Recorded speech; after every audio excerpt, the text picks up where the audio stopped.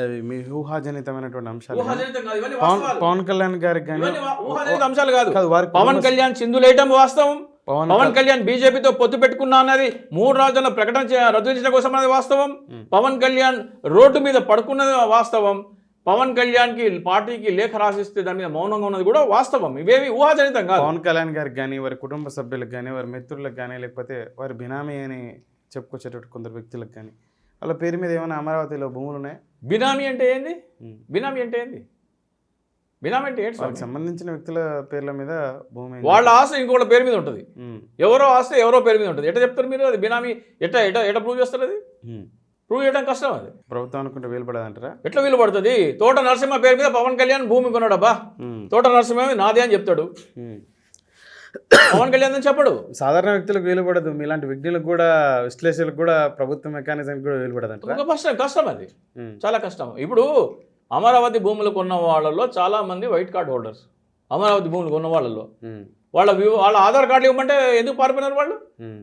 అమరావతి ఉద్యమం చేసేవాళ్ళు మీ ఆధార్ కార్డులు ఇవ్వమంటే ఆధార్ కార్డులు ఇవ్వకుండా ఎందుకు పారిపోయినారు? మీ వైట్ కార్డు ఉంటున్నారు, వైట్ కార్డు హోల్డర్స్ ఎట్లా కొన్నారు? అన్ని లక్షలు పెట్టి భూమి.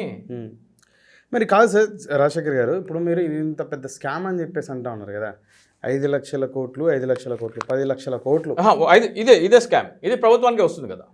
సరే, ఓకే. ఇప్పుడు ఒక 5 లక్షల కోట్లు ప్రభుత్వానికి రావాల్సినది రాకోకుండా 29,000 పైచీలకు ఎవరైతే రైతులు ఉన్నారో అందులో కూడా మళ్ళీ ఒక 7,000 పైచీలకు, 22,000 పైచీలకు వచ్చేసేసి 2 ఎకరాల లోపు 2 ఎకరాలు చిన్న సన్నకారు రైతులు ఉన్నారు. ఒక 7,000 29,800 అంటే 500-600 మంది. 500-600 మంది దగ్గర సగం భూమి ఉంది. 20,000 మంది దగ్గర సగం భూమి ఉంది. సరే, ఓకే. మీరు ఇప్పుడు 500-600 మంది దగ్గర ఉన్నారు కదా, అది చాలా చిన్న సంఖ్య. మరి ప్రభుత్వం ఎందుకు వారిని గుర్తించి వారి మీద చర్యలు ఈ 5 సంవత్సరాలు పూనుకోలేకపోయింది? ఇంకో విషయం ఏంటంటే, ఇప్పుడు మీరు తీసుకొచ్చిన వాదనని కానీ, ఇక్కడ జరిగినటువంటిది కానీ, ఈ ఆంధ్రప్రదేశ్ మొత్తం ప్రజలకి, ఆంధ్రప్రదేశ్ మొత్తం రైతాంగానికి ఎందుకు ఇంత విపులంగా వివరించే ప్రయత్నం ప్రభుత్వం మెకానిజం, ప్రభుత్వంలో భాగస్వామ్యులైనటువంటి శాసన లేదా పార్లమెంట్ సభ్యులు, లేకపోతే కార్యనిర్వహణ శాఖకు సంబంధించినటువంటి బ్యూరోక్రాట్స్ కానీ ఎవరు చెప్పలేకపోయారంటే? ఇప్పుడు ప్రభుత్వము రైతులు కోర్టులో కేసు వేసినారు. 3 రాజధానుల ప్రకటన రాగానే 3 రాజధానుల ప్రకటన రద్దు చేయమని రైతు కోర్టులో కేసు వేసినారు. కోర్టులో వాదోపవాదాలు ఏం జరిగినాయంటే, ప్రభుత్వం ఏమో మాకు 3 రాజధానులు తీసుకునే హక్కు, మా నిర్ణయాధికారం మాకుంది, మా దగ్గర మ్యాండేట్ ఉంది, 150 మంది ఎమ్మెల్యేలు ఉన్నారని ప్రభుత్వము. ఒక్కసారి రాజధాని నిర్ధారించబడింది, మేము అక్కడే రాజధాని కడతానని మాతో అగ్రిమెంట్ చేసుకున్నారు కాబట్టి మేము భూములు ఇచ్చానని రైతులు. ఇదే వాదన జరిగినాయి. ఈ వాదన జరగలేదు. ఈ వాదన కోర్టులో జరగలేదు. ఈ వాదన జరిగినట్టయితే హైకోర్టులోనే ప్రభుత్వానికి అనుకూలంగా తీర్పు వచ్చేది. ఈ వాదన ఏంటి? 3 రాజధానులు ఉండాలా, 1 రాజధాని ఉండాలా కాదు. సిఆర్డిఏ చట్టం దోపిడీ చట్టం, ల్యాండ్ పూలింగ్ యాక్ట్ ఒక దోపిడీ యాక్ట్. ప్రపంచంలో ఏ ఆర్థిక మేధావి తీసుకురాని ఒక చట్టాన్ని తీసుకొచ్చాడు చంద్రబాబు నాయుడు అని చెప్తున్నారే, అది ప్రపంచంలో అతిపెద్ద దోపిడీ వ్యూహం, పథకం. అది ఇది ప్రజలకు వివరించడంలో ఎక్కడ విఫలమైందంటారు ప్రభుత్వం? ఇది తీసుకొచ్చి నేను ప్రభుత్వం దృష్టికి తీసుకొచ్చి 8 నెలలు అవుతుంది. 8 నెలలు ఏంటి సార్? మీరు గత 3-4 సంవత్సరాల కిందటి నుంచి ఈ వాదన వినిపించు ప్రభుత్వం దృష్టికి అంటే మనం యూట్యూబ్లో మాట్లాడినాం.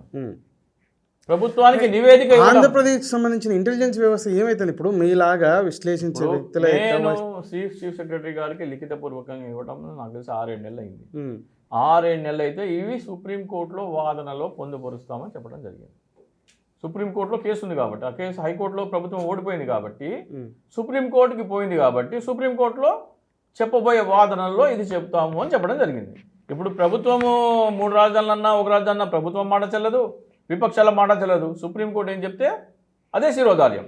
కాబట్టి ఎక్కడ చెప్పాలి? ఇది కోర్టులో చెప్పాలి. కోర్టులో చెప్పాలి కాబట్టి ఈ వాదన కోర్టులో చెప్తారని చెప్పేసి ప్రభుత్వం వారు హామీ ఇవ్వడం జరిగింది.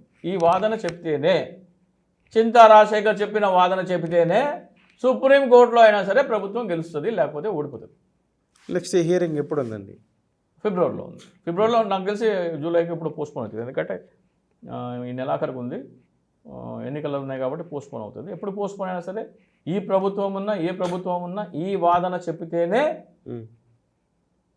అమరావతి సిఆర్డీ చట్టం రద్దు అవుతుంది, లేకపోతే సిఆర్డీఏ చట్టం రద్దు. ఆంధ్రప్రదేశ్కి సంబంధించినటువంటి హక్కుల కోసం, లేకపోతే ప్రజల పక్షాన పోరాటం మీరు సరే ప్రభుత్వం పక్కన పెడితే, మీరే ఈ వాదనతో కేసు ఎందుకు ఫైట్ చేయలేదంటే నాకు నేను అడ్వకేట్ని పెట్టుకోవాలా, ఢిల్లీ తిరగాల, నాకేమంత అవసరం? నేను ఈ సమాచారం ప్రభుత్వం దృష్టికి తీసుకొస్తున్నా, ప్రజల దృష్టికి తీసుకొస్తున్నా. రోజుకు 4 యూట్యూబ్ ఛానల్ అని ఏ అవసరం ఉందని చెప్పేసి తిరుగుతా ఉన్నా. ప్రజలకు దృష్టికి తీసుకొస్తున్నా. ఈ అమరావతి రాజధాని అనేది తెలుగుదేశం ప్రభుత్వం తీసుకొచ్చింది, అది పెద్ద స్కాము. అటువంటి తెలుగుదేశంతో పవన్ కళ్యాణ్ ఎందుకు పొత్తు పెట్టుకున్నాడు? చంద్రబాబు నాయుడు వస్తే పవన్ కళ్యాణ్ రోడ్డు మీద ఎందుకు పొర్లాడినాడు?